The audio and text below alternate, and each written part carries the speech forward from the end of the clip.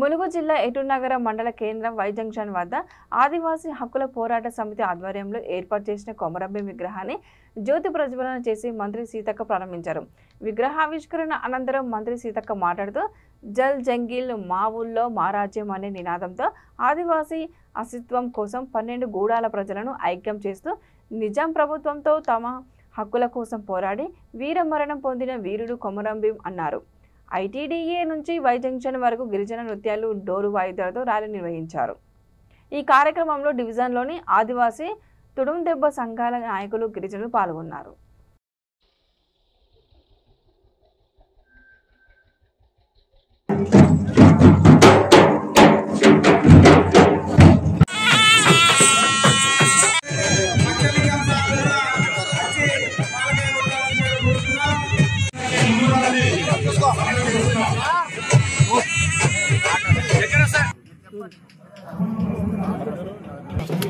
అదేవిధంగా కాంగ్రెస్ జిల్లా నాయకులు గౌరవనీయులు ప్రాజెక్ట్ అధికారి జ్యోతి ప్రజ్వలన కార్యక్రమాన్ని నడిపించగా కోరుతున్నాం.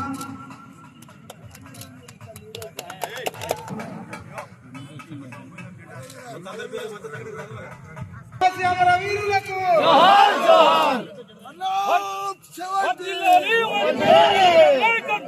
ఆవిష్కరణ చేయాల్సిందిగా కోరుతున్నాం.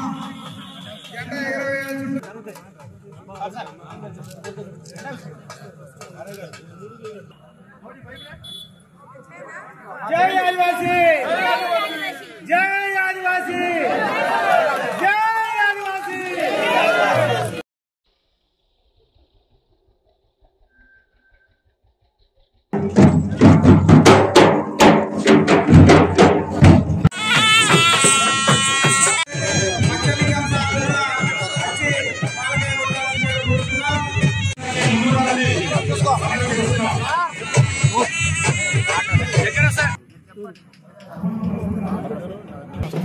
అదేవిధంగా కాంగ్రెస్ జిల్లా నాయకులు గౌరవనీయులు ప్రాజెక్ట్ అధికారి జ్యోతి ప్రజ్వలన కార్యక్రమాన్ని నడిపించగా కోరుతున్నాం.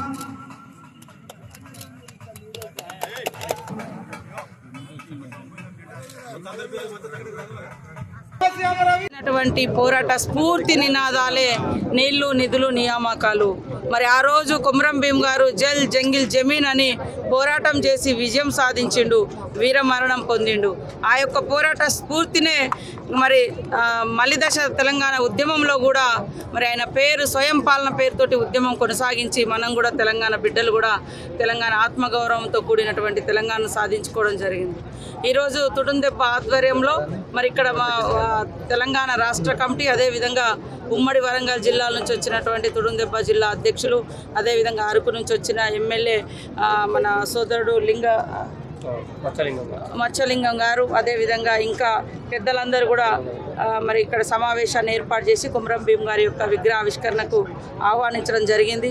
ఇలాంటి మహనీయుల యొక్క విగ్రహాలు అవసరం. వాస్తవానికి కొమరంభీం అయినా అంబేద్కర్ గారైనా ఆనాడు వారి యొక్క పోరాట స్ఫూర్తి, వారు రాసినటువంటి అంబేద్కర్ గారు ఇచ్చినటువంటి రాజ్యాంగ స్ఫూర్తి, మరి కొమరంభీం గారి యొక్క పోరాట స్ఫూర్తి, అవన్నీ ఈరోజు ఈ తరాలకు అవసరం. ఖచ్చితంగా భవిష్యత్తులో కూడా ఈ అటవీ ప్రాంతంలో ఉన్నటువంటి ఆదివాసీల సమస్యల పట్ల సీఎం గారు సానుకూలంగా ఉన్నారు. పోడు భూములు కానీ, ఉద్యోగాలు కానీ, ఐటీడీఏను బలోపేతం చేయడం కానీ, ఐటీడీఏల యొక్క పనితనాన్ని మెరుగుపరచడం కానీ, మరి పేదలకు ఇండ్లు కేటాయించడం కానీ, ఇవన్నీ కూడా వారి దృష్టిలో ఉన్నాయి. గతంలో కూడా మేము దృష్టికి తీసుకెళ్లడం జరిగింది.